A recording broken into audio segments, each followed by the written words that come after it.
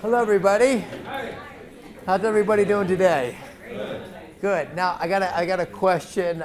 First time I've ever taught in this room. Can everybody hear me back there fine? Okay, we good? Just let me know if you need me to speak a little louder. So my name is Bruce Hopler. I am the National Director of Church Strengthening here in Converge in the national office. Just moved to Orlando back in September.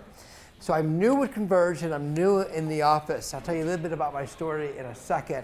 I want to make sure you know this is about church strengthening. And what does it mean for churches to become healthy? Come on in and find a seat. What does it mean for a church to be healthy? And of course, missions is a big focus of this particular week. But in order for a church to be healthy and growing, and in order to send out missionaries and plants and whatever, they need to be healthy. And so I do a lot of coaching and spend a lot of time kind of working with different groups and different churches and districts to kind of help them discover healthy. So let me just back up a little bit. I was born and raised in the Washington, D.C. area. I planted a church back in '94. It was an against all odds story. My wife and I finished my Master's of Divinity, and we felt called to this particular area, and this is in the Baltimore, D.C. area, and I particularly wanted to get out of a Bible Belt area. I knew that much. Come on in. Good night. You can have a seat. You're fine. So we picked this area, and they said, at this time I was with the Southern Baptists, and they said, so here's the deal. We want to start a church in the area, but we have no core group and we have no money. Would you come? And at that time, our son was 3 months old. And I'll never forget watching my wife hold my son on this phone. And I thought, how am I going to tell her I think we're called to this? So I thought, I know my way out. I'll tell her, she'll say no way, and then I'll say, okay, sorry, no way. So I tell her that, and she says, you're right. So for an entire year, we lived in 3 different homes every week, 2 days in one, 3 days in another, 2 days in another with our infant son. And we used that as a time, there was just some 3 friendly Baptist families who weren't even going to be a part of our church plant, who were willing to be kind enough to kind of help us get rolling. So then we finally launched. Now this was back before church planting was cool. There certainly was no church planting boot camps. There weren't any training. The only training I had was in seminary. They had a church planting class. And the class was this guy who was like about 90 years old, never planted a church before in his life. And he was dry. And so I heard of this guy called a Rick Warren and a Bill Hybels for the first time in my life about 6 months before. But still, we didn't know anything. So we launched, and we launched big. Our first Sunday, we had a whopping 20 people. And by the second week, we grew it down to 10. And that's how we launched. So I learned about church planting. I learned about doing a lot with a little. So I know a thing or two about planting. You know, God showed me a thing or two about planting. God showed me a thing or two about having to do things with a lack of resources. God showed me a thing or two about small, medium, and growing churches. I stayed with this church, my wife and I, and eventually 2 boys. I stayed with this church for 18 years. And during that time, because so few church plants survived, by the time I was 32 years old, I earned the title of grandfather church planter, because ours were the only one that has survived. And so as a result, I began coaching church planters all the time and just praying that they would survive. And I bring that up because then that's when God began introducing into my life, what does it mean to be a coach? And what does it mean to be a mentor? And what does it mean to serve outside my 4 walls? We were doing traditional things like missions. Our church, from our very first offering, which wasn't much, trust me, we gave away 10%. That was an absolute commitment of us as a church, that we were very mission-minded. But it allowed me to start thinking outside of our four walls and to kind of building networks and all of that. So I stayed with the church for 18 years and grew it, to about a mid-sized church, about 300 or so. The first 16 and a half years were hard, but fun. And my wife and I loved it, and we were going to stay there for the rest of our lives. The last year and a half was the most painful season of my life. We had leaders do an uprising, and on top of that, I was burnt out, so I had to own that. I wasn't doing proper soul care, at the time. I was trying to be superstar pastor, so I was choosing email over my personal devotional time, over anything, sleep, So my most productive hours were sometime between midnight and 3 a.m. and getting stuff down. So I began taking on stress and anxiety, so there was a mix, and yet there was some dysfunction. So I learned about pain. That was very painful, because when we left, that was like leaving our third child. I had two boys, and for us, that was like leaving a third child. So went to be a professor for a while. Then God called me on the opposite coast to Las Vegas for a church. I was finishing up my doctorate at Fuller Theological Seminary for spiritual formation and leadership, a combination of spiritual formation and leadership. And so during that time, they asked me to come in and to focus on group life and spiritual formation. It was one of the fastest growing churches in America, and they were a mile wide and an inch deep. But they knew that. I'm not saying that about them, that's what they said to me during the interview. And they also recognized, being a very attractional church, that they really wanted to focus more on the growth than they did on the depth, but they knew they had to have some of the depth. So they said, we want an entrepreneurial, church planner kind of guy to come in and develop systems. And they said up front, once you get those developed, you're going to want to keep developing them, and we probably won't want that. So we'll have somebody else come maintain, so your time here might be short. But it'll be a win-win, because I needed healing.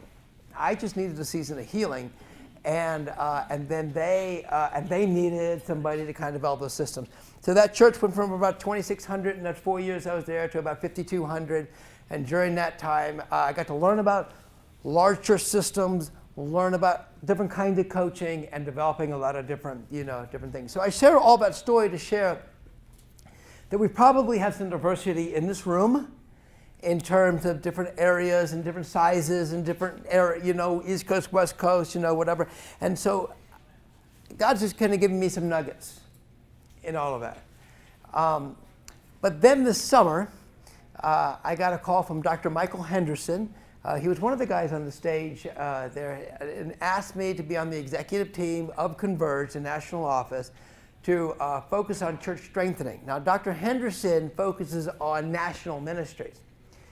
Converge, in the last several years, has been rock stars when it comes to church planting, has done a lot of church planting. But when it comes to strengthening, they never had a full-time expression of church strengthening. So I'm the first full-time hire of that, and I just came in September. When they hired me, I said, "Are you sure you want me?" Because I'm just a practitioner, kind of a fellow knucklehead just trying to figure this stuff out. Not like that I really have, they said, maybe you need more of a denominational guy. And they said, no, we want somebody that will really study our culture, study the needs, study what God is doing, and develop tools and systems around that. And so that's what I've been doing. I've had the opportunity to travel all over the country now, and have been in several. We have 11 districts, as you probably know. I think I've been to like 9 of them so far, and just spending a lot of time with pastors and districts and all of that. And that's been a real beautiful thing. Now let me tell you something about our national office that I have come to love. Again, I am new to Converge, so I don't know as much about the history. Some people have great memories. Some people say, oh, things need to change. I don't know. I'm just saying what I see now. President Scott Rideout, what you guys saw in that meeting this morning, his vision casting, and when he teared up about his passion, that was not a show. That's the real man.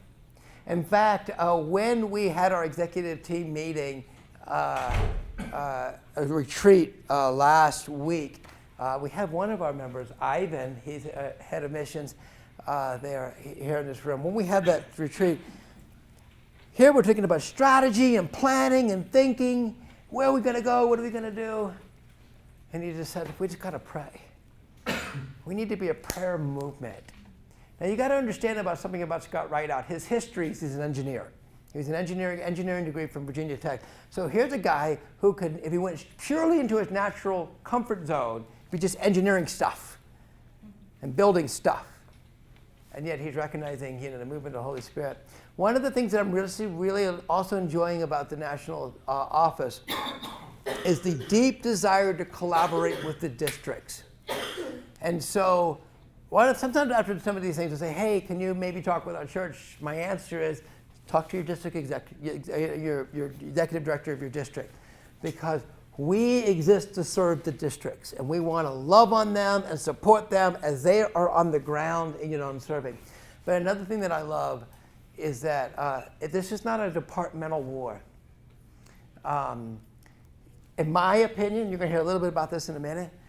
In my opinion, if you are not sending out missionaries or church planting or doing citywide movements or doing something, then you're not a healthy church.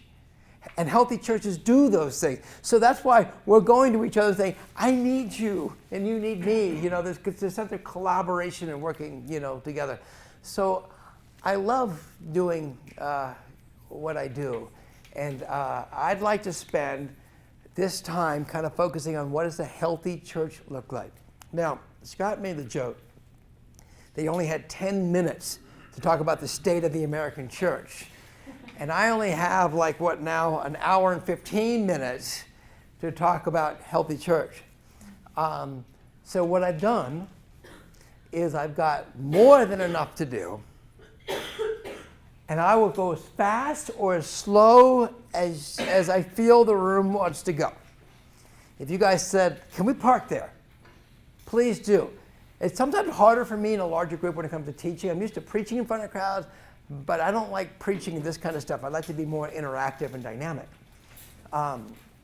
So feel free to say, I don't get that, or that doesn't make sense, or you can explain that, or ask questions or whatever, and we'll slow down. Otherwise, I may go really, really fast and just kind of give a bunch of different things that hopefully you can take back with you and to utilize within your local ministry context. Some of the things I've had the opportunity with Converge, as you say, I'm a first full-time expression, so we're trying to figure out what is it that we do? What does church strengthening look like? Because there's so much that can be done, and so much work to be done. So I'm focusing on 3 specific areas. I have a national team kind of working on, and that's coaching, assessing, and networking. Coaching, assessing, and networking.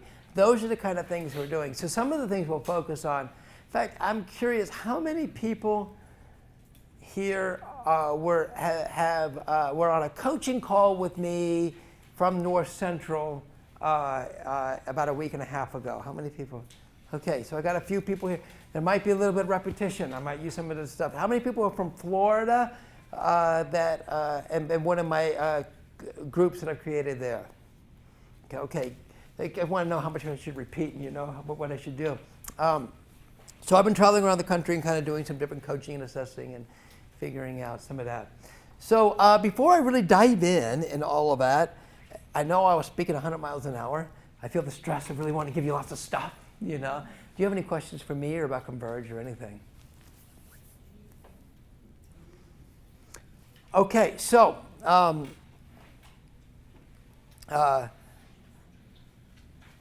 let me open up in a word of prayer. Father God, I thank you for everyone that's here, because we just want to be a part of your movement.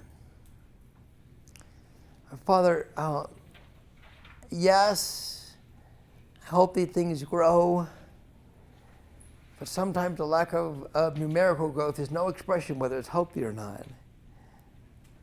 And sometimes we're we're in pain and torment, just trying to figure out what to do about the changing world, what to do about conflict within our local church, or what to do about ministry in our local area, our local region, in our nation. Father, we need each other. So I thank you that you give us the church. And so, Father, I'm just praying for a blessing over everyone in this room, that they would potentially be used through the power of your Holy Spirit, would gain something that they can take away, that they can bless their church or bless their lives. Lord, I'm just asking that that you would just be present and that we can be sensitive to your Holy Spirit and be available to you. Through Jesus Christ we pray. Amen.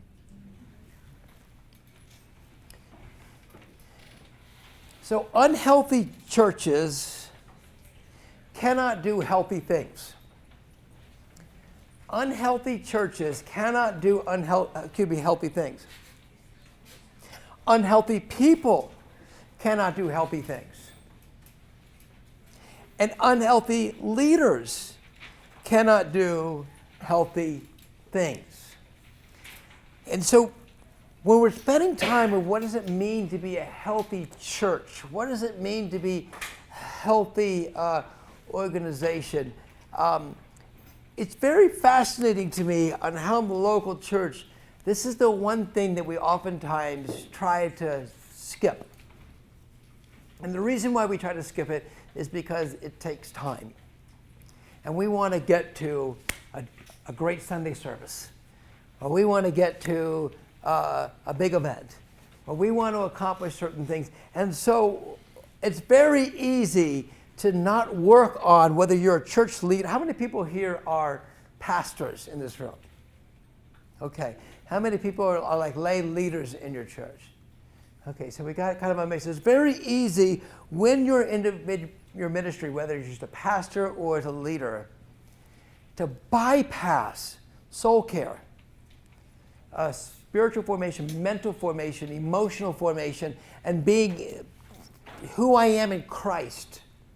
It's very easy to bypass those things. And as a church, sometimes when I'm coaching and working with a church, one of the hardest things is to slow down and to really self-identify where they're at. What are we looking at? What are our strengths and what are our weaknesses? Because we want to just go out and we have a Sunday to worry about. Or we heard this church down the street doing this bigger outreach event. We got to do a big outreach event. Or whatever that is. And so we really spend a lot of hours, if we're not careful, trying to produce healthy things from a position of unhealth. And so with the theme of reaching, the theme is reaching. The question is, how does a church become healthy enough that it can engage in ministry outside of its four walls? And so throughout the rest of this conference, there might be some talk about what you can do outside your four walls. I want to focus on what does it mean to be healthy within. See, here's the reality. Our capacity to lead is directly influenced by our ability to see. Our capacity to lead is directly influenced by our ability to see. If I don't take time to see what God is up to, if I don't take time to see what God's trying to speak into my heart, if I don't take time to see what's going on with my parishioners or in my community, and Scott was, I didn't think about this until just now when Scott in the scripture we were talking about this morning about how Jesus went out and he saw the sheep that were, helpless and harassed. He took time to see. It's very easy again in ministry to kind of get out of this mentality of just trying to see, just not seeing what God is up to. And the reason is because we feel like that we can be exhausted and just trying to keep up with things. We're feeling heavy burdens. A lot of pastors, I'm going to be naive and hope that I'm correct, that most all pastors get into ministry with a genuine desire to be in sync with what the Holy Spirit is doing and to be in a healthy relationship with Jesus and to make a difference in the world. But what happens is, to a lot of pastors, is that the church becomes a machine. And you have hurting people, and those hurting people are trying to figure out what they need to do to survive, and they project the hurt on the church and on the pastors. And it's very easy just to kind of get into a survivalist mode. So I kind of did a little bit of a survey some time ago, and I came up with top 5 areas of churches that are that they're unhealthy of. These are the top 5 areas that churches are most often unhealthy. Number 1, neglect of spiritual life, which is kind of funny when you think about it. I mean, we're bringing the hope of the world. I mean, we exist to be in relationship with Jesus and to share the love of Jesus. And yet the one thing that I'm seeing most over and over and over as a weaknesses of a lot of churches is neglect of spiritual life. Whether it's within the pastoral staff, within the leadership, whether it's with the parishioners or whatever. Second is a lack of clear vision. A lack of clear vision. I hope you know that your vision statement, you probably have a vision statement at your church. I hope you know that your vision statement is not a vision. It's a tagline. It's a goal. I mean, whatever. But it's your vision is having a clear understanding. Why does God have us exist on this intersection in this town? And what is it that our holy God wants to do within the next 6 months, years, 5 years? That's vision. A little tangent. 1 Corinthians chapter 12 talks about how we have all the different parts of the body. And it goes on to say that how can one part of the body say to the other part of the body, I have no need of you? And oftentimes, most often, and I think theologically correctly, this is applied to a local church. How can we within the church say, well, we have our artists and we have our accountants and we have, to say, well, we're more spiritual than you. And I believe that's true. But I've also come to the conclusion that that applies to a city as well. Or a town or a region, depending on the kind of area that you live. That in that area, God has this multitude of people. And this multitude of people, he's got different kinds of churches. You ever hear, well, if this is from God, why can't all the churches be the same, Well, no, I think they're different body parts. There are some churches that are like the skin, okay? And they're going to just spread, and they're going to be big, and they're going to be highly visible. There are some that are like a calf muscle. Okay, it's strong. It may never get a lot of attention, but you can't say to one to the other, I have no need of you, or I'm better than you. And a lot of times churches don't understand because they're a calf muscle trying to act like the skin. Because the skin, it gets all the notoriety. Everybody sees that. The skin literally makes the body look sexy. And the calf muscle is not so sexy. So they're trying to be that. And so sometimes an unhealthy area is a lack of clear vision. The third is inconsistent evangelizing. Inconsistent evangelizing. The fourth is undefined discipleship process. An undefined discipleship process. Yeah, you might have a small group ministry, and you might have a Sunday school or whatever it is that you have. Most churches have something. But do you have a real clear understanding of where it is that they should be in their spiritual journey in a year from now? And is it just one of these random things where, okay, go find a group and you guys huddle together and pick a study, and we just randomly pray that something will be better in a year? Or is there a sense that, all right, Lord, what is it that you're doing during this season of this time? And what is that strategy? How do we help them to grow Do you have a leadership pipeline? Do you have a development type pipeline? And then, which is number 5, no leader training. So in that, there's a handful of things that I want to share. And the first one is this, that most church leaders really struggle on self-assessment. Most churches and church leaders will really struggle on self-assessment. There's not a high sense of identity of really understanding where they're at. That happens for different reasons. You might even have an evaluation time on Monday morning about what took place on Sunday. But everybody knows there's egos involved. So I don't really want to tell you you did a bad job in the worship, because you'll tell me I did a bad job in preaching. And so he said, yeah, you were good. Yeah, you were good. And we'll find some things that really doesn't affect either one of our egos that we probably need to improve on. And really having a sense of self-identity of where is it that we're broken? And where do we need to grow? So I have like a handful of tools that I'll be pulling out if we have time. I will not be surprised if I don't get through all of these. We'll just see how things go. So here's like one tool to help illustrate this. I'm calling it the church, my chart for stress and anxiety. Our bodies are wired in a way what's called fight or flight. You know, and that goes all the way back to the caveman days, you know, where all of a sudden, if something happened, there's a little portion, I don't know all the medical terms in our brain, where it just takes over, and you don't have to think, oh, there's a tiger coming, probably should run, you know. It's just immediately, so stress and adrenaline kicks in. And then also our hands actually get cold and our feet get cold, because when we're doing that, we might cut ourselves, and it actually keeps from bleeding out. So there's actually physical things that take place when you're under stress and anxiety.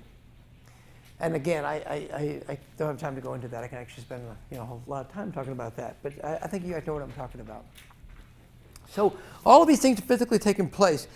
And what happens is, in that environment, is if you're in that all the time, it's called chronic stress, chronic anxiety. And a lot of churches live in just chronic stress, chronic anxiety. They're just trying to figure out how we're going to survive. We were doing fine, but now Cool Church moved in down the street. And everybody's going to Cool Church. Or maybe you are the Cool Church, but all of a sudden you have lay people that are just turning around and just dogging you at every corner. And so you run into these realities, and you're living in this constant level of stress. And you know, it's funny, most congregations will fall into a typical human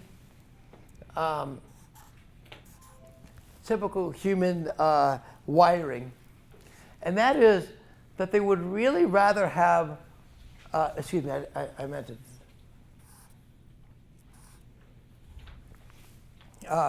Low stress for themselves, low anxiety for themselves, and they're very happy to be high anxiety for others.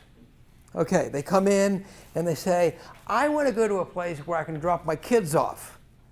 Somebody else is going to have to deal with them for an hour.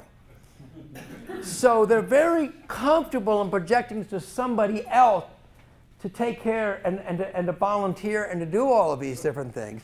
They're very comfortable with kind of lobbing out and saying, you know what, Pastor, your sermon this week was kind of like that, you know. They're very comfortable in coming with their big laundry list of religious goods and services as to what you should provide them, just for them gracing their presence into the front doors. And they'll live a kind of a sense of, I come for a sense of peace, and so therefore I want to have lower anxiety, but I'm very comfortable in having others carry that. So then the church board gets elected. Now their church board also kind of wants to live. I mean, they're working full-time jobs, they're doing all the things that they're doing. The last thing they want to do is deal with church fights all the time. So their goal is to try to figure out, okay, I represent the people. How can we lower our anxiety and also lower it for everybody in the church. How about let's not make changes? Or let's create a rule and a policy about that. Or there's different things that they will come up with, and with all these different strategies to try to say, okay, I just want to go home and do what I need to do. I don't want to deal with anxiety all the time. But our job is to represent the people. Problem is it doesn't work. So now they're realizing we still have childcare problems. There's still people fighting about the worship team. There's still all these different things going on. And there's different personality struggles. So in comes the pastor. Okay, so now their first thing is, and by the way, hiring pastors can come in, I'm going to represent 4 different ways. Some might say, you know what? I'm gonna hire a pastor that is just like us. The board is hiring it that's just like us. He's kind of laid back, and he's well liked. This is the guy who's not going to make a lot of changes, and they just come in and said he's like us. And so what happens is that his job is just to kind of keep the peace. So this is one type of pastor that gets hired. The problem is, with somebody like that, and first of all, they get a very long honeymoon. Because people like this guy. You know, he's just going to come along and just give you the hugs all the time. He'd be kind of laid back and whatever. He's not going to push you very hard, you know. He's not going to really challenge you a lot. People like this guy. The problem is between, 3 to 5 years, all of a sudden, people are beginning to say, wait a minute, the anxiety and the stress is still here. Our children's program is tanking. The church is dying, so they got to send this guy away. So there are other churches that say, you know what? We're going to hire a pastor that will take on all the stress and anxiety. He's going to make things happen. He's an over-functioning martyr. Okay, so this is the guy who they feel like their job right here is their low, to kind of keep stress, and he's to carry it all. A lot of pastors, by the way, I think the majority pastor here, they carry everything on their shoulders, and the people come in with a list of goods and services. The pastor's got to solve it and handle it, and so now all of a sudden he's carrying high levels of stress and anxiety, and he's heading himself on his way to burnout as the people are just saying, well, pastor, you need to get this fixed. Again, with this group, these kind of pastors, you got 3 to 5 years. And what happens in these type of churches is they just burn them out and they get another one. They burn them out and get another one. Burn them out and get another one. And then when they do that, this guy still needs a job, so he's going to go to another church that operates like this. He's caught in a dysfunctional cycle. They're caught in a dysfunctional cycle. And as a result, you can spend an entire career living this way. Another type, okay, high and high. So this pastor comes in and says, I'm willing to take on stresses and challenges to get us where we need to go, and I'm going to challenge you to grow and to do that.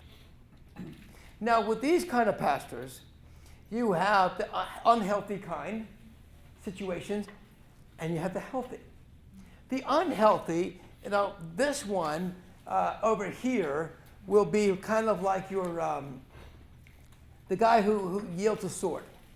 Okay, so he's a very high dominant person, and he's going to come in and he says, we're going to make changes. We're going to change the worship service. We're going to change this. We're going to do all of this, and he's leaving bloody bodies all over the place. But he's trying to make a difference, right? So you have this guy right here who's kind of like he's yielding the sword everywhere. Or you have, this is not a good initiation here, but here you have high, and the congregation begins to dig in their heels. So sometimes you have a dynamic where the pastor comes in and says, I'm going to take on stress, I'm going to challenge you guys, and they go, put their heels in. They were here before you, I'm going to be here after you. Okay? And so then you have this, and then you have healthy, And with this one is to say, look, I'm going to really do some self-evaluation about what it is that God's called us to do. I'm going to poke you. I'm going to challenge you. And I want to take you to the next level. But we're going to do this together. And they begin to embrace it and say, okay, Pastor, don't always love it. May require more volunteer time. May require more giving. You're going to teach us more about generosity. And who wants to give more money? But it's the beginning. So this is kind of the element that we're looking at. It's a partnership between both the congregation and the staff and the pastor. And one of the challenge for a pastor, for those of you that are pastors in this room, that if you are caught up in this cycle, you're dreaming about this church, but you will never get to this church until you deal with your own dysfunction. Congregation, you're dreaming. Most congregations say, oh, come, we want to grow, we want to make a difference. But you might be stuck here. And until you take time to do self-assessment and to really kind of work through and say, you know what? Until we deal with our own dysfunctions, guess what kind of pastor is going to be attracted to us? I guarantee you not this one.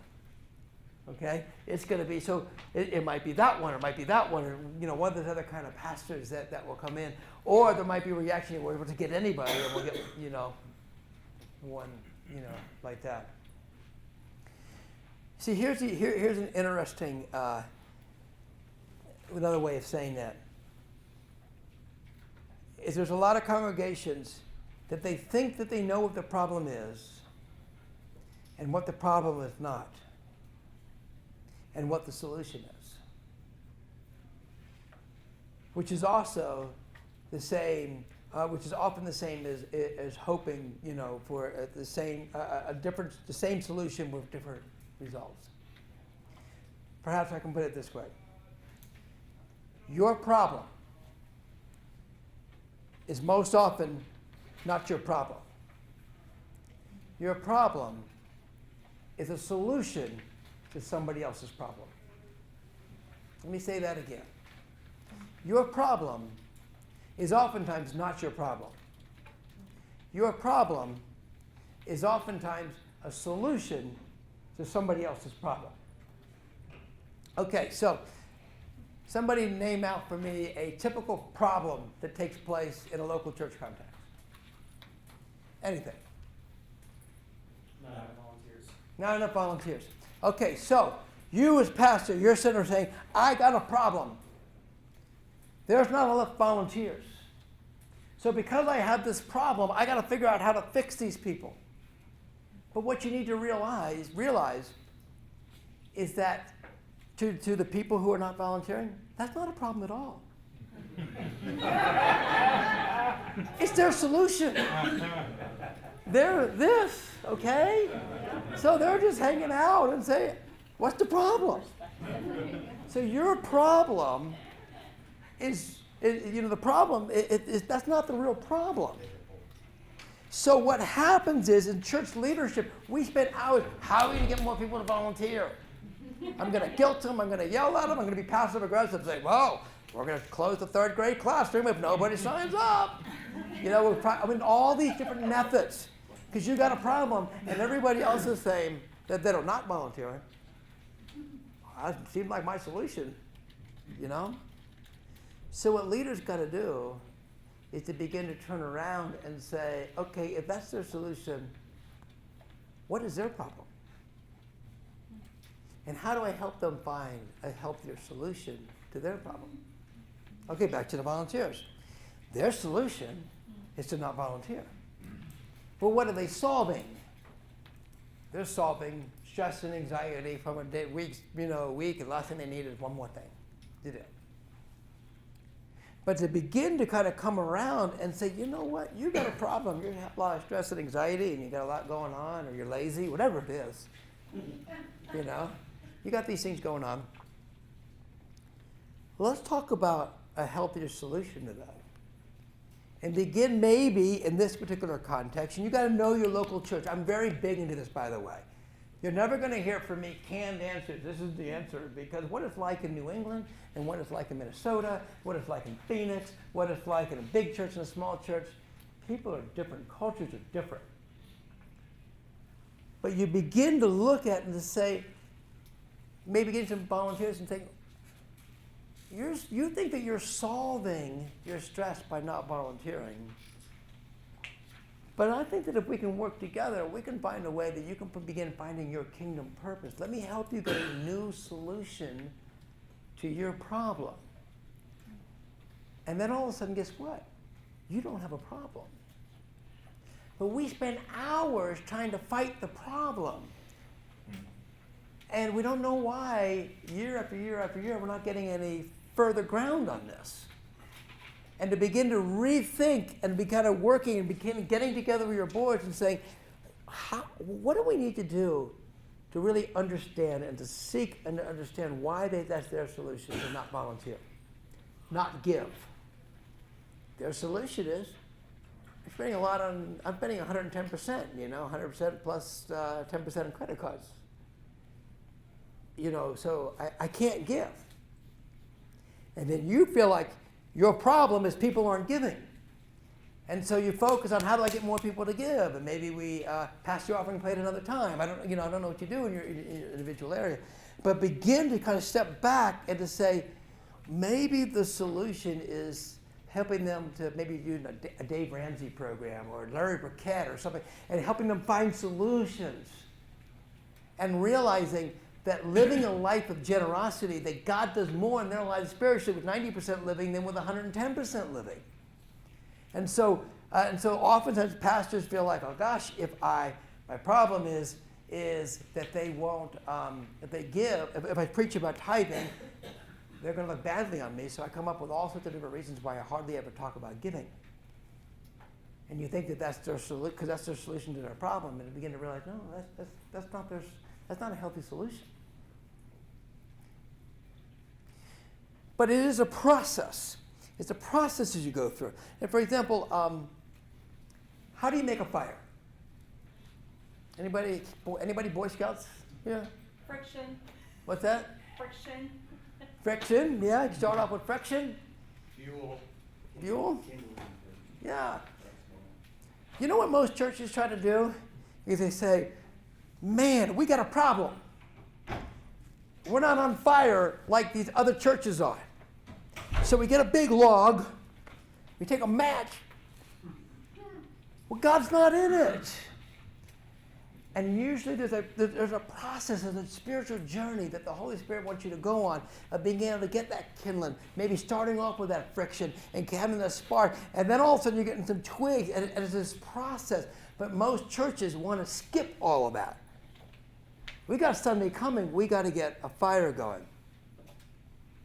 And in that, here's another thing that I want to share, is most churches don't know the difference between a system problem and a spiritual problem. Most churches don't know the difference between a system problem and a spiritual problem. So they try to solve systems issues with spiritual issues, or spiritual issues with systems issues. Okay, what in the world did I just say? Oftentimes, let's say we realize that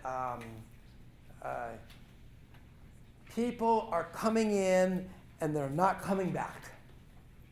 Okay? We have visitors once in a while, but they're not coming back.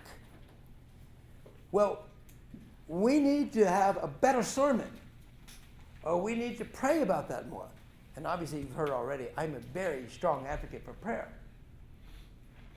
But oftentimes we try to spiritualize a systems problem. How about treating people better? Or how about recognizing that by the time they get into the parking lot, they have anxiety. And they're coming in and they're afraid of what's going on. So what do I do to help lessen that anxiety? And what do I do to help them to kind of see them through the process and developing systems so they can be healthy? But sometimes we do the opposite. We have a spiritual problem. We try to solve it with a systems issue. We recognize that the church is feeling spiritually kind of dead. So we're going to do a revival. Or we're going to, we come up with all these different systems and programs that we're going to do to try to make the church get on fire. And it's a spiritual problem. And so oftentimes we try to solve systems problems with spiritual issues or spiritual issues with systems problems. Another challenge that I see oftentimes is that believing that leaders are non-existent in their church. I don't agree with that. I think that they're there. It's about mentoring them and not developing a healthy leader pipeline. So let me go over some different things that I have found healthy. I kind of wanted to give some of the introduction so you can kind of see some of the different dynamics, that are going on in the church. This one right here is called the 4 Helpful. I don't know, some of you might have seen this tool. I began using this tool particularly when I was in Las Vegas. And what you're going to discover with this tool is that you can use it not only for everything you do in your church, but you can begin teaching your leaders to use it for everything that they do in their church. So let's say, what's a typical thing that happens at a church? A Sunday morning event. Okay? So you get your team together, and this is where you got to start to say, where you have honest, healthy dialogue. So you think, well, how'd it go? I don't know. How do you think it went? I don't know. How do you think it went? I think it went good. I feel good. Everybody said, and we keep doing the same thing over and over and over, but people aren't coming back. So the first thing we do is we ask the question, what went right? What went right? And so you begin listing these things. And by the way, some of this might be a tool some of you have seen before, or variations of it, like a SWOT analysis or something. But what I find fascinating is I see a lot of people who know these tools, oh yeah, I've seen that, but they're not actually using it all the time. So I'm hoping maybe it'll be a refreshment of that. And what went right, we got to optimize that.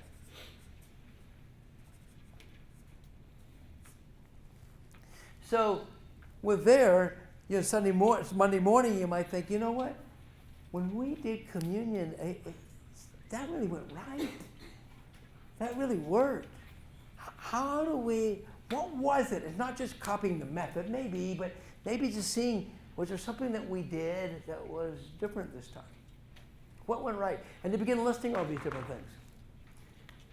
Then you start having some honest conversation. What went wrong? Let's be honest. The sound was nuts, or somebody we recognized there was no greeters at the door, or there was, whatever it is. What went wrong on that particular morning? And that you want to change it.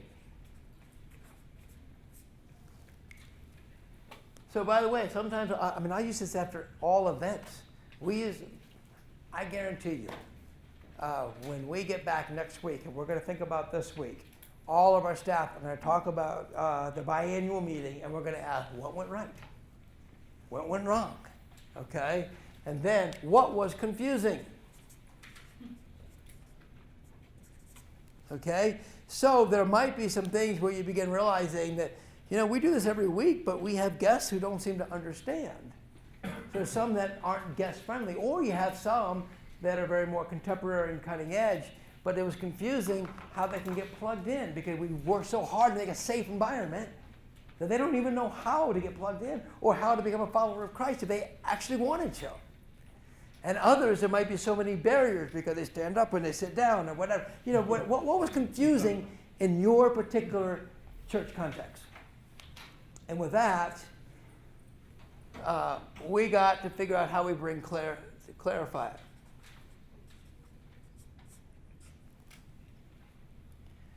And then the last one, what was missing? We got to figure out what we got to add. So already, for example, on this event, I have a private little list that I've been keeping because I know this is going to happen. And I'm developing my own private little thing, and then we'll have surveys and whatever. And so even from this event, I'm going to come up with then what out of this are core focuses that I need to do to make changes. so that we can get better. Let me give you other examples how you can use this. You can tell your children's ministry. Get the volunteers together once a month and say, okay, what went right? Let's continue to do that. What went wrong? Well, we lost a kid. You know? What went wrong? How do we avoid that? You know? So, you know, what went wrong? And then what was confusing with the check-in line of the process, you know, confusing. Or another thing that could go wrong is, you know, we had something that we didn't get sued over it, but we could have. And what are we going to change about that? So next time it happens, so it won't happen the next time, basically, you know. And what was confusing, and then what was missing? We need to add in some better safety procedures, you know. And so what you'll find is when you start having that collective type of thing, I find that, and then you begin saying, okay, so this week, this month, whatever, what are some core areas that we're going to be able to pull out of this? And actually force yourself to, a lot of times people may do this far and they skip this, and I have a general idea. No, don't do that. Actually take the time and go back and begin kind of circling, so what am I going to do? And by the way, with core focus, it should have 3 categories. What it is, the who, and the date. This is not a generic thing, people. This is where you want to know what vision is. That's vision. We actually recognize that we're going to make these kind of changes. Mary and Jack, you need to own that. You need to own that. And when's a reasonable time? When can we agree and negotiate? We'll have that problem resolved. Okay? Yes? Sorry. No, thank you. I'm not tracking with the core focus. Yeah. So I get the top 4 boxes. So what makes up your core focus? Okay. Thank you for asking that. The core focus is a matter of you kind of stepping back and looking and saying, you know what? We had things in all these boxes. But really, this one's pretty big. Let's pull that one out and make it a core focus. Or that one, we got to add that. It's embarrassing every week that we don't have that. Okay? So really, core focus, this was an exercise of truth-telling. Okay? This is an exercise of truth-telling. And then you guys will use your leadership, and you might even stop right here and say, okay, let's pray. Let's say it was a negative meeting. Let's just pray. Lord, show us what you want us to do. And then you step back and you begin looking at that and being able to say, or it could come out of your right. It could say, you know, rather than doing it about the whole church service, we did it just with the worship team. And we had a guitarist that you could just tell he wasn't just playing. God would work it in his life. How can we optimize that so that we are more often are doing that, so we don't just, kind of let that go by the wayside. Does that help? And by the way, I've been doing something that is not typical of me, just talking nonstop because of the size of the crowd. So I'm going to pause for a second. I got a whole other thing that I can do. I have several things I can talk about.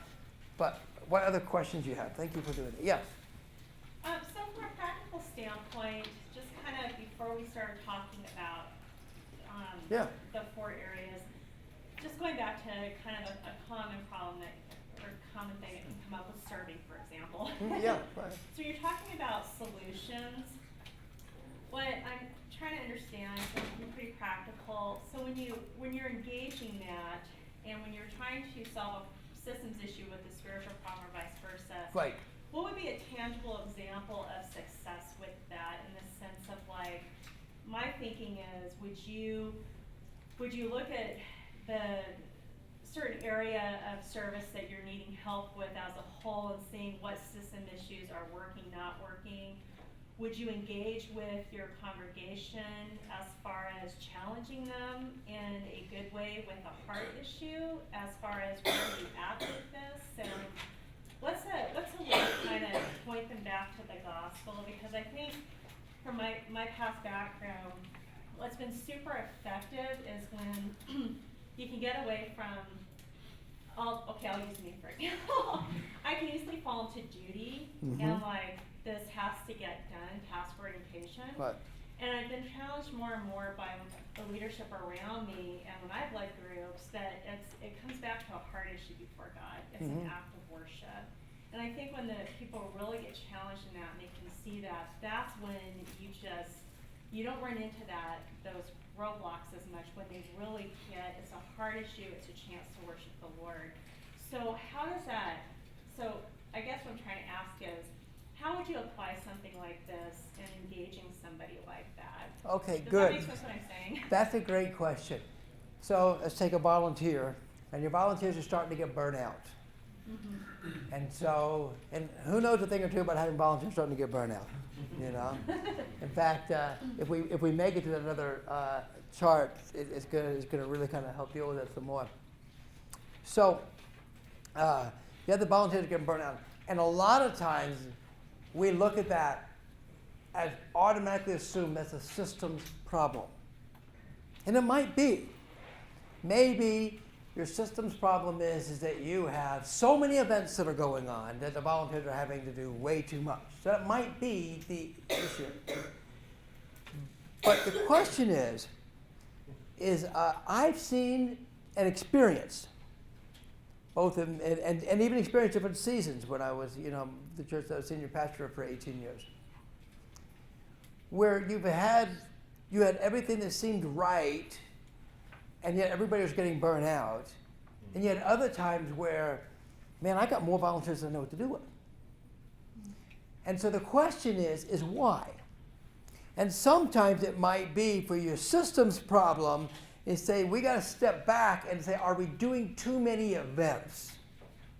But it might be another thing of realizing that, gosh, all I see when I see Philip is, oh, hey, did you get the things counted? Did you get all that taken care of? That's all I see when I see Philip, okay? And in fact, if Philip doesn't say anything to me, I don't have to worry about Philip, because Philip's getting things taken care of. And Philip is dying on the inside. And maybe the spiritual problem is to be able to step back and to say, you know what? Shame on me for looking into human beings, God's children, as tools to accomplish my career, or the size of his church.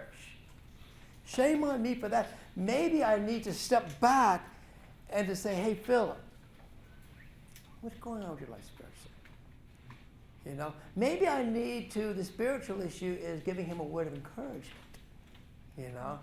But maybe it's also spending time with, I would have it where I would have my leaders, like my parking lot attendants when I was in Las Vegas and I was kind of organizing some of that. I wouldn't let them start their duties until they had a time of prayer and sharing first. Now, most of these guys were like action guys, motorcyclist cut guys and whatever, and they just want to get to stuff. I said, We're gonna have, there's a spiritual experience about to take place here. Lives are coming in. Let's get our hearts right before God. What's going on? I remember one time I had these two guys that were meeting, and they were accountability partners, and they were meeting all the time. And I knew that one had just was being given into an affair. And so I asked the other, who was actually the other, by the way, was an elder in my church. And I asked my elder, hey, how's it going with so-and-so? And he said, great. We meet every month. Life is great. He's doing really well. I said, let me teach you kind of questions you should be asking when you meet with anybody anytime. Why don't you try it out on him? I didn't reveal anything. And he began realizing, he came back to me and said, it's a mess, So my point being is he was seeing the system seemed to be working, and he was missing out that this guy was spiritually dying. And so in his mind, the system was operating. This elder was an engineer, so he was just like, it's working. we're showing up, we're doing our job, we're counting the money and whatever. And all of a sudden I'm realizing, time out, you know. So does that help answer your question? Yeah, it does. I really appreciate that. Any other questions we have?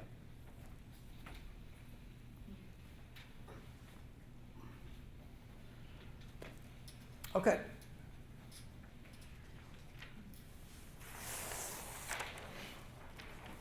Make sure it didn't bleed through. By the way, if you want, you can take pictures of this afterwards. Sometimes people do that. They have another camera. They can take it home. So here's a tool that you can use when it comes to leading your leaders and understand. We're going to place all of your leaders. In fact, if you have pen and paper, I want you to draw this with me, okay? If you don't, you're going to need to make a mental list of some things in a minute. And again, you can take a picture of this if you feel like it's a helpful tool. You can take that. All of your leaders will fit into one of these 4 categories. In fact, you may discover that all of your parishioners fall into this category. And this is another, again, we're talking about, back to the topic, we're here about church health and what to be a healthy church. And part of the reason why we're bringing healthy church in a missions conference is because healthy churches will send out missionaries to be involved in citywide movements and all of that. And so my focus is to get healthy. And so we recognize some areas of how we carry anxiety and stress and how the reciprocal effect, and we can get ourselves into cycles and not realize it. We recognize that there are some tools that we can have to take individual ministries and begin making them healthy. And by the way, this is a system we're using, but to me it's a very spiritual experience because I'm praying with my team and I'm having them use that all over the place. You know, they'll use it with other teams and say, let's pray to God to show us these things. And then we begin seeing things and we actually start making tangible changes. Now, within your church, you have people that buy into the vision and are involved in the ministry, and you have people that don't. Now, for the sake of this analogy, I'm going to use the imagery of a ship, okay? And if you're the pastor of your church, you are the captain of your ship. And we're going to talk about on this ship when it comes to you're using your church as the imagery of a ship. My question for you is, you have people in your church that buy in to the vision. They're with you. They want to go there. And they roll up their sleeves and they're involved. Now, if you're on a ship, who are those people?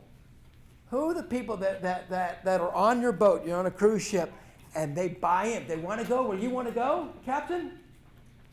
And they'll roll up their sleeves and they help out. Who are these people? Crew. Crew, absolutely. That's your crew. So these are the people that are there and they're with you and they're committed. Now, I want you, if you have a sheet of paper, I want you to write down names. If you don't have to do middle names, I want you to think about who some of your crew members are at your church. You might be crew, by the way, because you're, you know. But I think, I'll put it this way. If you're a lay leader and you have a ministry that you're in charge of, don't apply this to the whole church, apply it to your ministry. Make yourself the captain in this analogy and think about the ministry that you're involved in. Who is your crew if you're a head of Sunday school? You know, who is your crew? I want you to start listing those names.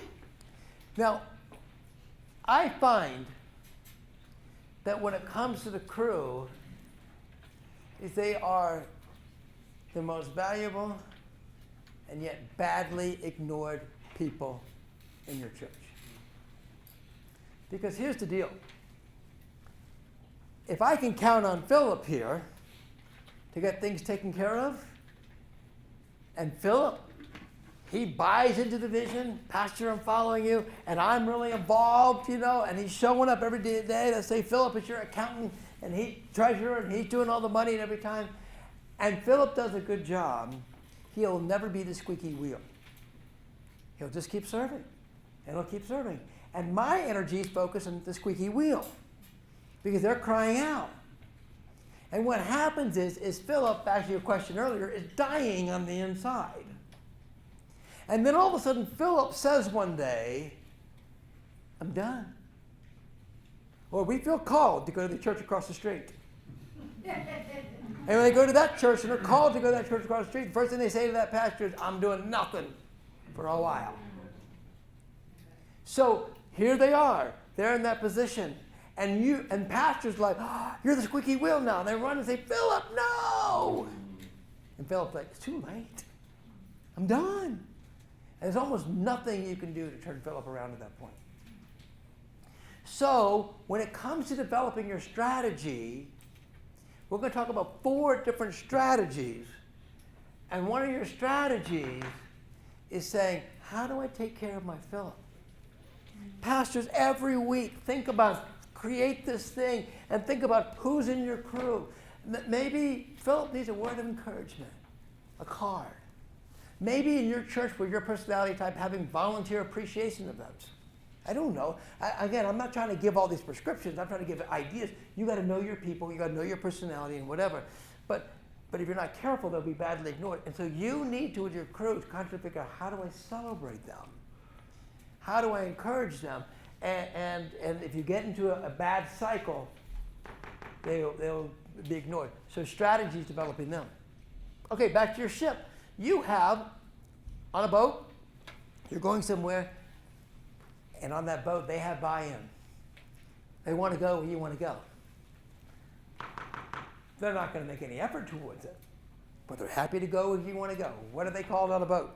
Passengers. Passengers, that's right. Now, look at my handwriting. That's why I did some of these things in advance, so I could slow it down enough that you can be semi-legible. Just trust me when I say passengers. So, so you have passengers. Now, I want you to make a mental list, or I want you to list actual names of who are passengers in your church or in your ministry, whatever it is that you're working on right now. Who are your passengers? I want physical, real names written down. Give me a second to do that.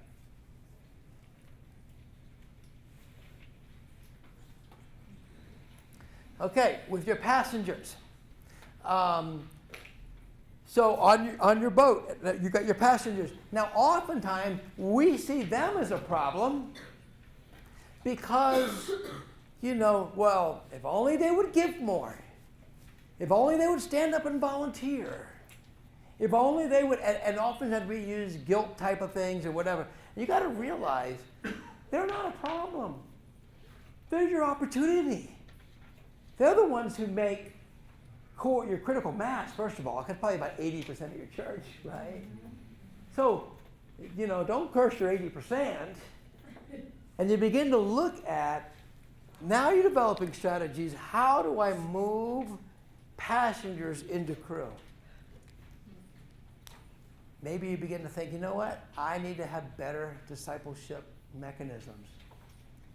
That people actually see they thought their solution was to not volunteer, and to help them to see that their solution and that what they're really longing for is to be a part of a kingdom work. Maybe it's a leader development. Maybe it's a discipleship type of thing. It could be an evangelism thing, although I think evangelism is going to fit more in another area.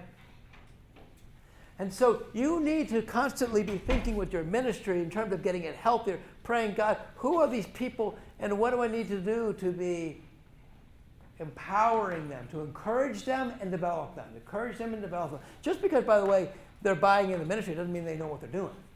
You got to develop them, okay, and encourage them. The passengers, now you're kind of beginning to say, what do I need? And maybe it's a vision thing. Maybe, it's helping to see, when you actually serve, God does something powerful in your life. Okay, you're on your boat. You have no buy-in and no involvement.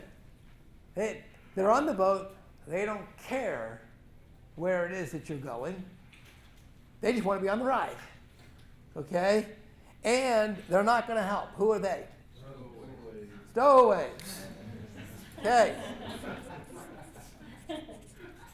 Now, I guarantee you, every church is filled with stowaways. The spouse is dragged there every week that doesn't want to be there. The teenager that's dragged there every week that doesn't want to be there. There are sometimes the people that might be in your singles ministry, for example, and they're there because they're lonely and they need some people to hang out with. They couldn't care less about your church, or they couldn't care less about Jesus, or they couldn't care less about being involved. They're just looking for a social gathering. Okay? They're stowaways. Now, one of the problems that we run into with stowaways is I actually can be false crew members. This is how it works. You're desperate. Somebody's got to do something about the parking lot ministry. I don't know why I'm picking parking lot ministry. I just in my head, but I'm not saying everybody here's got a parking lot ministry. Let's say you have one.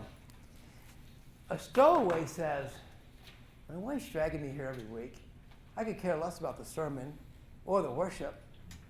Yeah, I'll help out in the parking lot.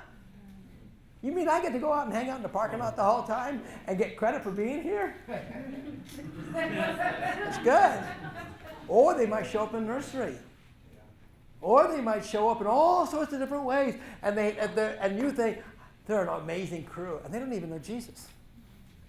So your challenge with your stowaways is to begin moving them, first of all, to passengers. Okay? And there, that might be by vision. What is the supreme vision that we have as followers of Jesus? That your life can be transformed because you've accepted Jesus Christ as your Lord and Savior. Okay? That's first thing of vision. And another is to begin to see why this church has value. Then you begin moving them to crew. So again, you need strategies for these people. You need strategies for these people. And you need strategies for these people. Oftentimes, if we do strategy at all, we do one strategy. And I'm arguing for 4 strategies. Okay, so you've got people in your church, I guarantee you, that they're very involved. But they don't want to go where you want to go. Who are they on a ship? Pirates. Okay. And you know what you do with a pirate, right? Walk the plank. Now, sometimes no. But the question is, and first of all, I'm going to talk about 3 different pirates. Oh, no, stop, let me stop. I want you to list names of pirates in your church. This is somebody, they could be a deacon in your church. But they don't like you, pastor. Okay? Well, they can be, they've been there forever, and they're soft-solving and everything. And in fact, the fact that they're crying all the time, oh, we don't agree with this, we don't agree with the changes in worship or whatever. They're doing all of that, and everybody's saying, well, we can't offend them. They've been with the church forever. They're a big giver. Or if they go away, who's going to take care of the Sunday school program? Right? So pastors are oftentimes filled with fear about their pirates. Now, I want you to write down, I guarantee your church has got some pirates. Okay? Write down some names of pirates right now.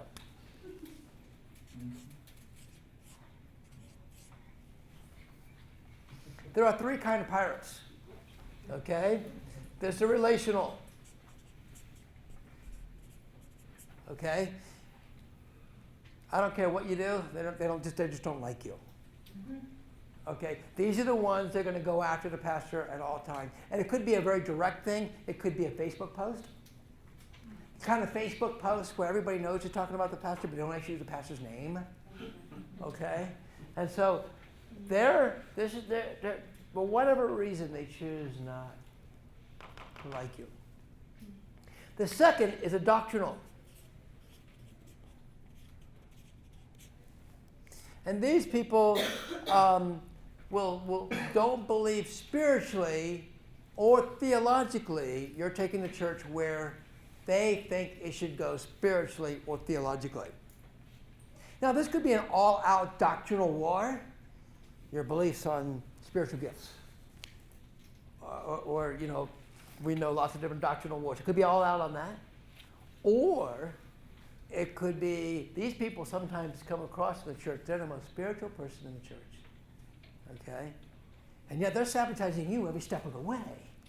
But they look really spiritual, right? So there's one pirate. Or a third one is philosophical. Or another way to put it is methodological. So these are people who don't agree with how you are directing the church. Okay? So they might be saying, you know, you changed how we're doing worship, or you changed the structure, or you changed, we're going to cut these 5 programs because we're just not going to do them anymore. Because remember, you're trying to be this, and you're trying to lead them, and these are the people that got their feelings hurt because you're making those changes because grandma started that, or whatever.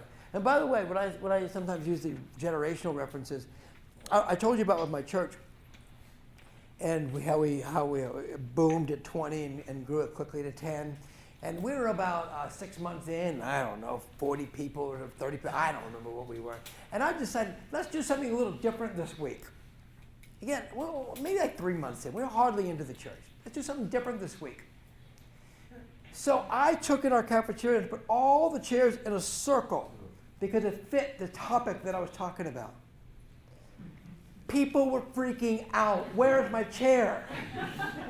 You've only been here for 2 months. How do you have a chair?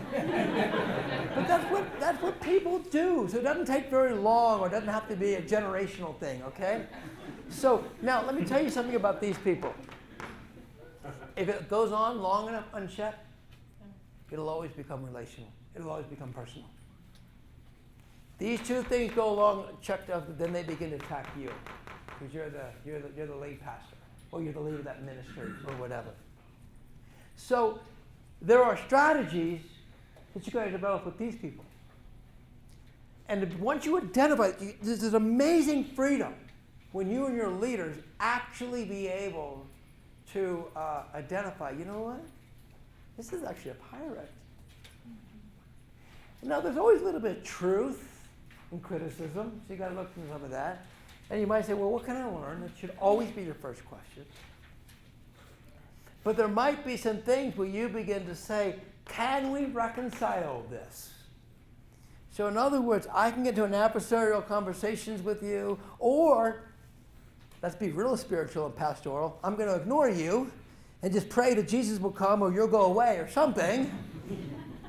And that oftentimes happens. And so you think, oh, in the name of not messing up the church, I'll ignore them and it'll go away. And it never does, you know? To begin to develop strategies with those individual names that you have. What can I do? The first and ideal certainly is to get them to becoming crew. How can we solve it? Some of it might be to agree to disagree. But can you join me? Because you know there will be times where you're going to need to ask them to walk the plank. There will be times where, and this is a hard statement, there are times to say, look, we can't get there, so you're never going to be happy. You know, you're never going to be happy here. And so one of us has probably got to go. And I know you think it should be me, and maybe I got to pray about it, maybe it should be. But until I feel called, I'm here.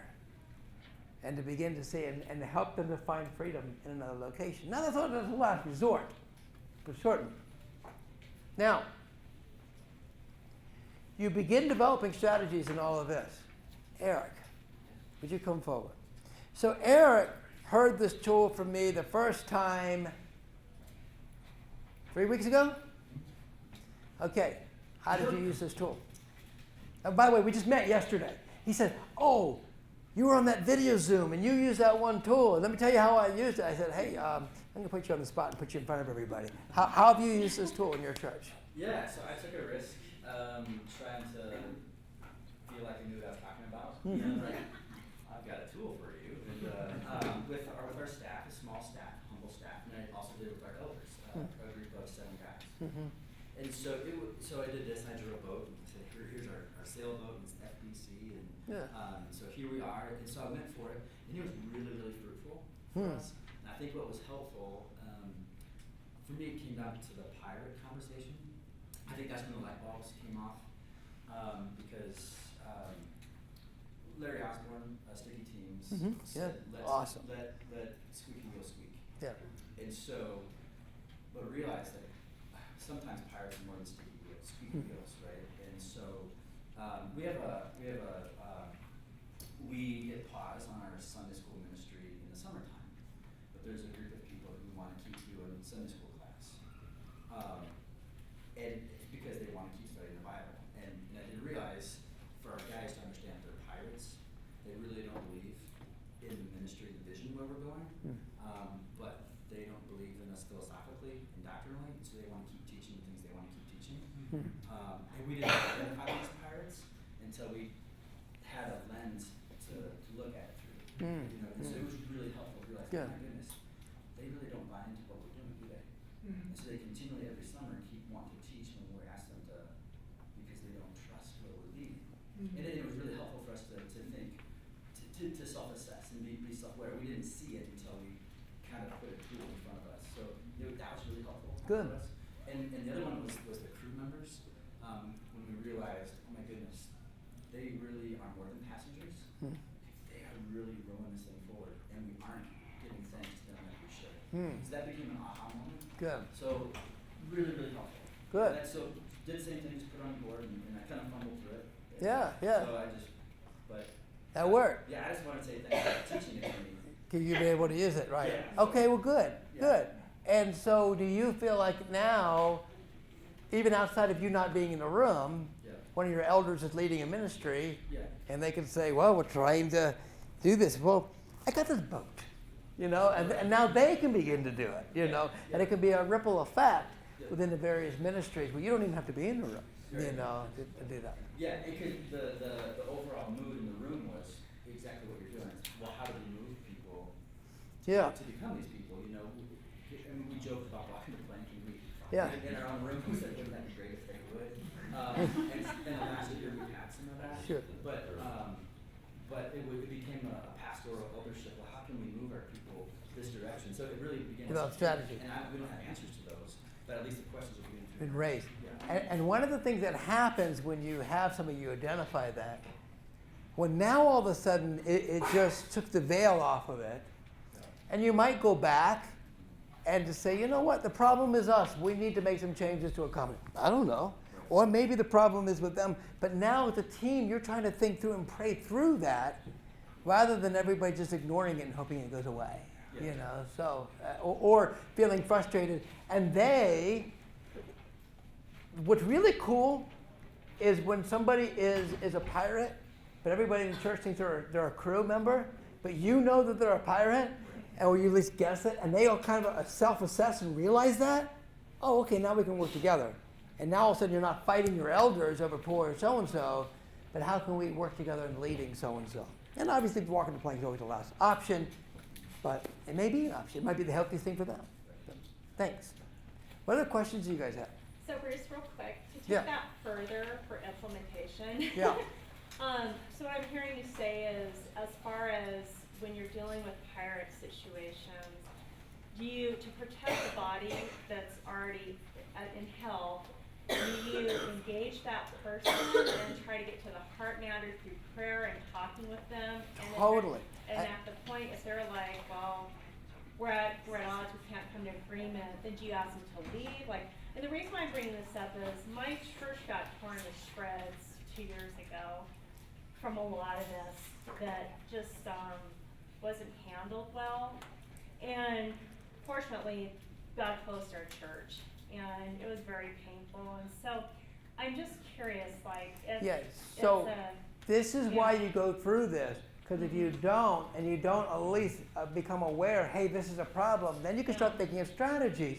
And sometimes the strategy is seeking to understand. Can I take you out for coffee? I know you care about the church because you're here. You're doing lots of stuff, but you're mad at me all the time. So can we begin to see that and maybe help them kind of go through a process? Sometimes you can even use this chart with them and they place themselves on that. Say, if you did it by way with the pirate, you don't put any of the names. You just say high, low. What is somebody that believes but doesn't believe the direction? Say, well, that's me. Oh, okay, you know what those people are called? That helps. It's an aha, But no, so the goal is always help. And if it's dysfunctional, to resolve the dysfunction. But it begins having you and your leaders get around the circle and say, how can we develop strategies and begin talking about that? Who else raised their hand? Yes. I just had the same question. How do you start how would you approach a pirate compassionately, lovingly, and say, hey, what's going on here?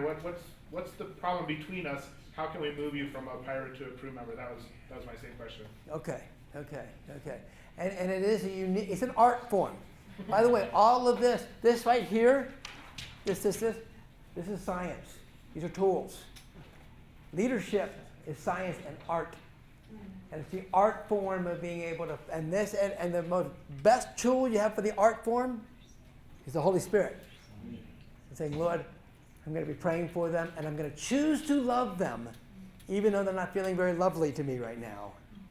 And I'm going to love them through this, but I'm not going to ignore it anymore. I'm not going to allow this dysfunction to drive the church down. Yeah. We use this as a staff as well, and one of our associate staff members played it out a little bit further in talking about what the church is and where the church is going. So using the ship analogy, is this a cruise ship? Is this a submarine, a ship, or a church that just kind of lies below the surface and no one even knows it's there? Or is this a aircraft carrier? And then where the church is going, is the church going to the middle of nowhere and has no purpose? Is the church on its way to a vacation destination, or is it on its way to a battlefield? Is it do we as a church understand that we're By the headed way, for I'm a going to steal battlefield? that. That's good stuff. I mean, that I like just added a whole another layer of depth and understanding. And it goes back to the fact that I believe that 1 Corinthians 12, represents that all these different body parts and representing a city and understanding where are you and what should you be, So, all right, another hand, yeah. Yeah, I'm going to steal that too. Yeah. And dealing with pirates and every situation I know is going to be unique and the spirit is going to be the guide. But that's a process, moving them and Oh, yeah. the toughest of the blocks.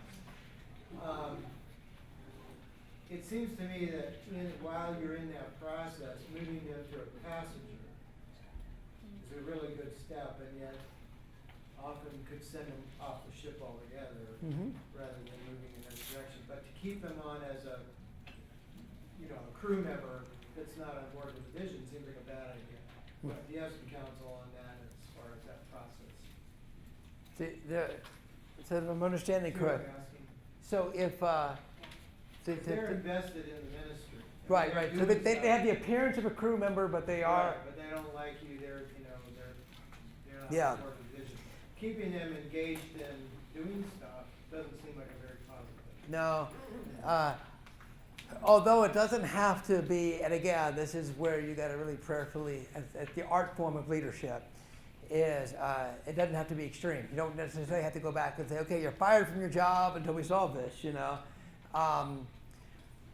And so let me tell you, if you begin applying this, and really for the first time in your leadership, really develop strategies, it's going to be awkward and tough for about a good year or two.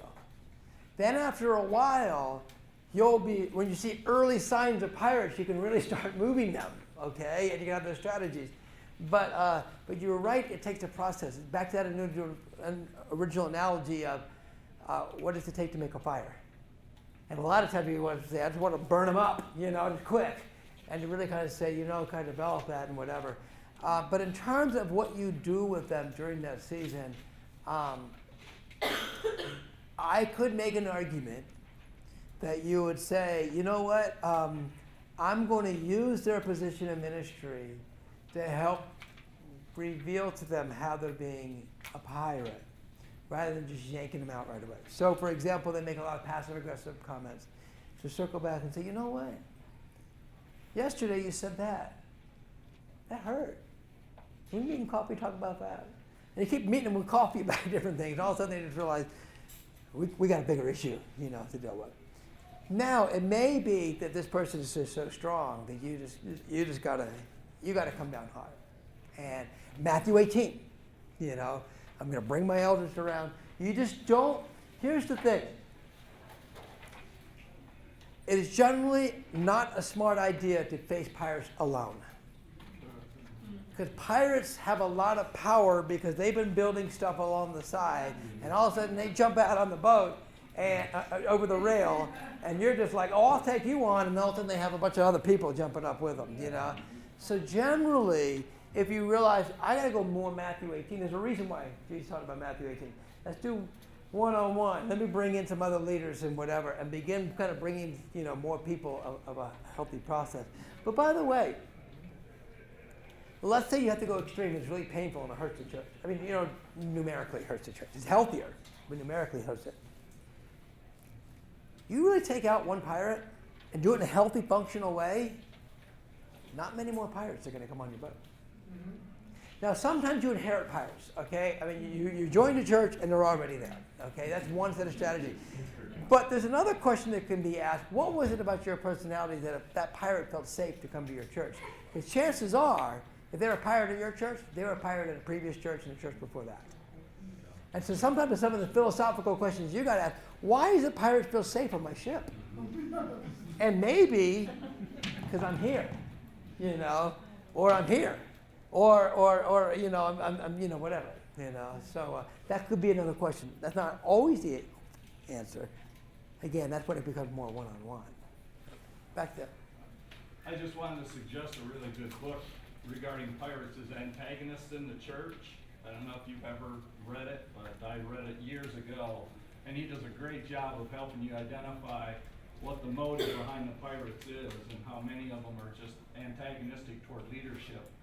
And then he gives real practical steps in confronting them, because it's usually a power and control issue. Yeah. And it's been very, very helpful. If you write down that resource and give that to me afterwards, I'd appreciate it. So I'm just realizing,